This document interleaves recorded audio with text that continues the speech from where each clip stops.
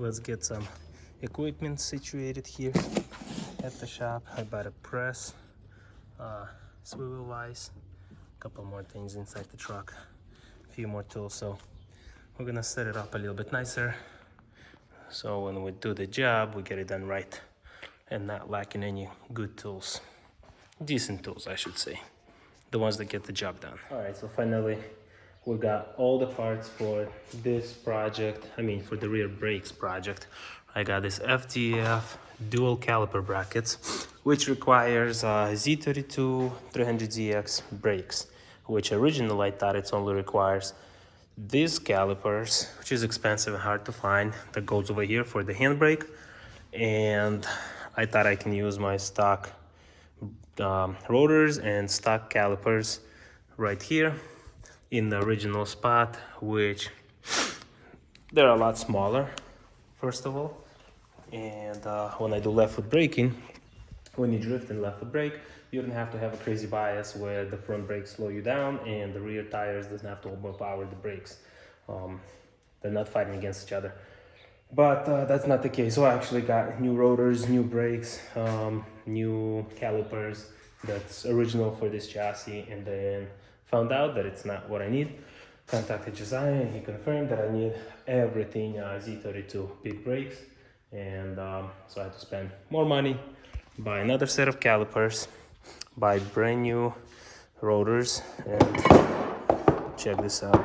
I already have those brakes in the front. I believe these are also from 300ZX Z32 brakes because they're pretty big, and I'm pretty sure they will do the job.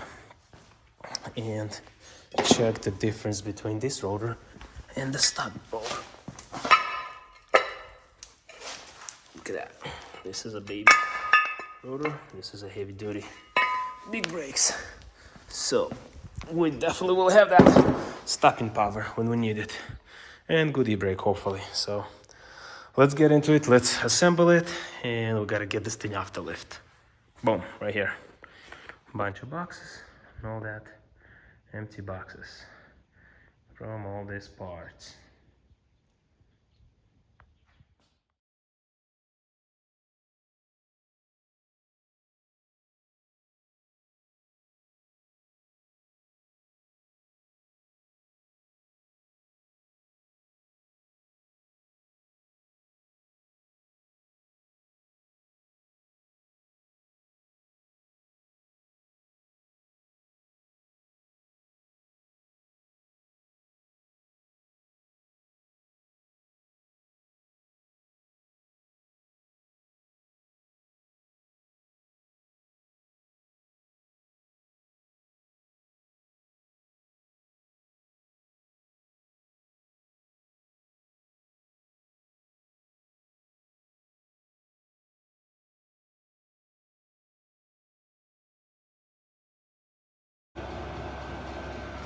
Here we go. We're at the point that I hate the most, only because I don't know what I'm doing.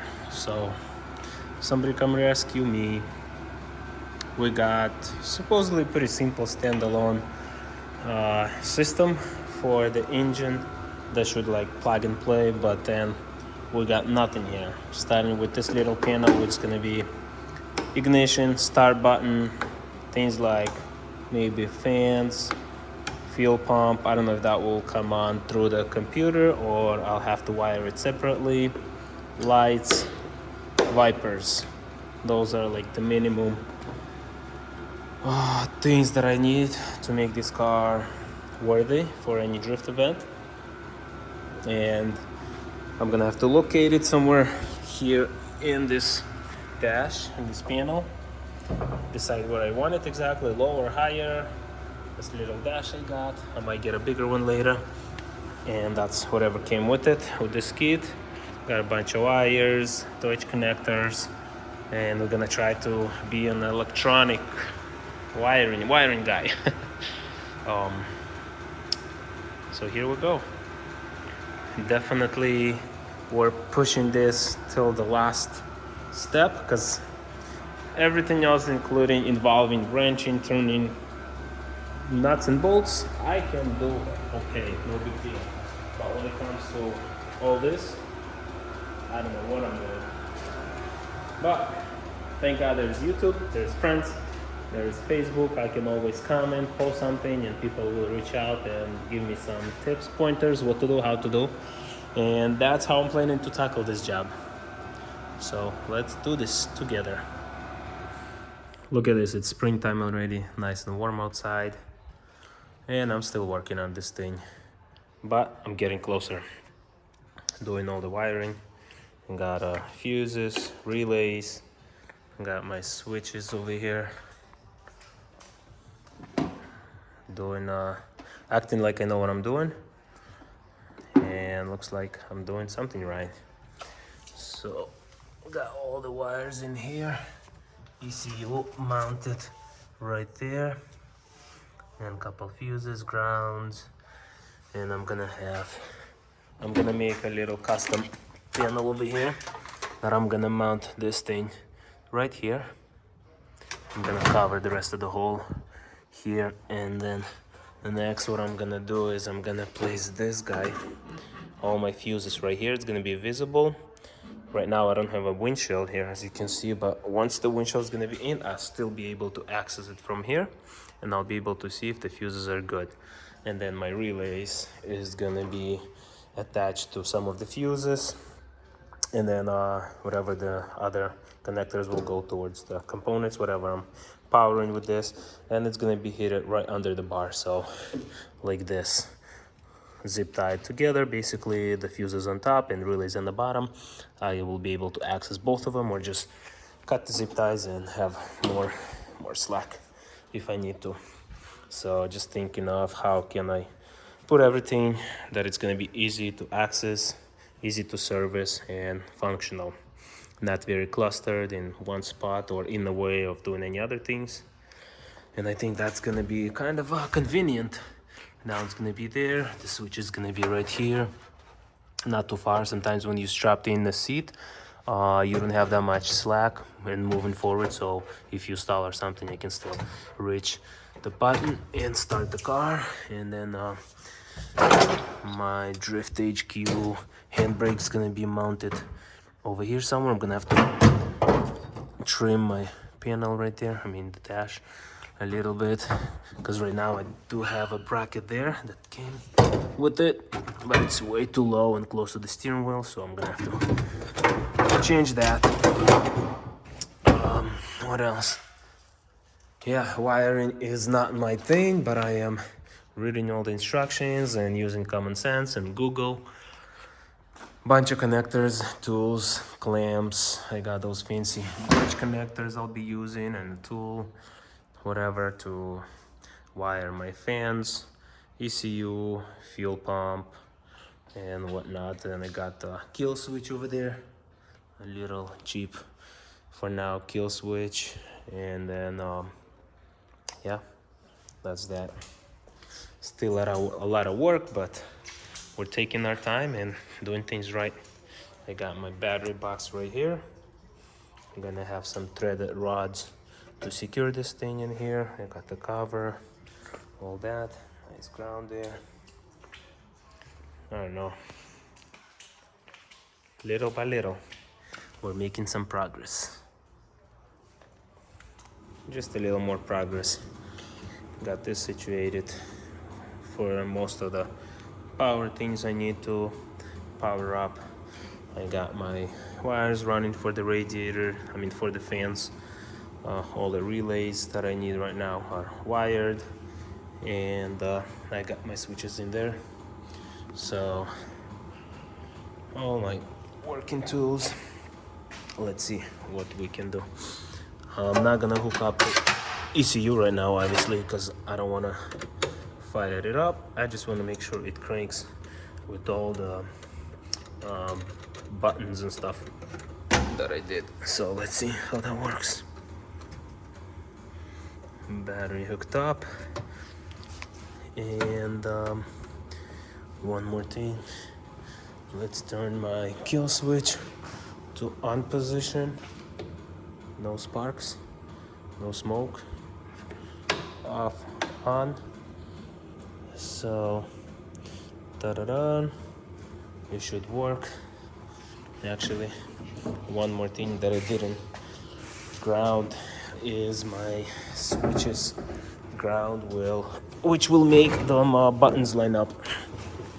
I mean, which I didn't ground these things right here, these pins, which will make this thing slide up and make it look really cool. But anyways, I'm gonna make it to be sitting somewhere right here with a little panel, custom panel that are gonna block off all this hole, zip tie all the wires to make them nice and cool, neat.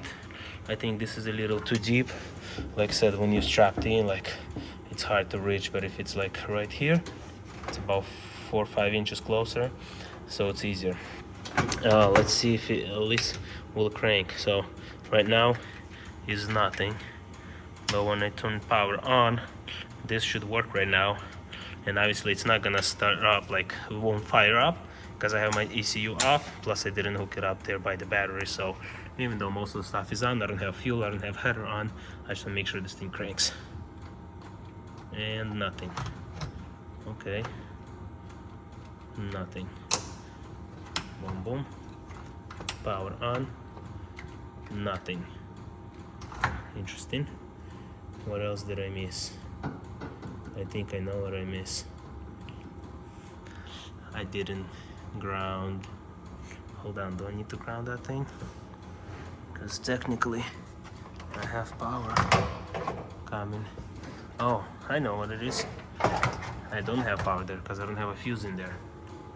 Because by the way, my power that powers this panel is running through a fuse box, and I don't have a fuse in there, so let me go get a fuse. All right, so I got the fuse in there for now, and I know what's wrong with it. Ain't got no gas in it.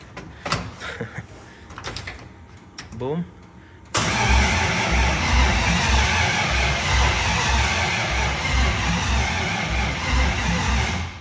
And it's cranking. Nothing right now because the switch is off. Once we flip ignition, then we got this.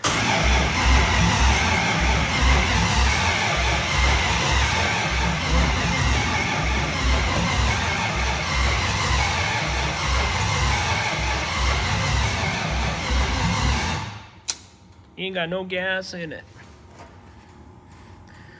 So that works. That feels good.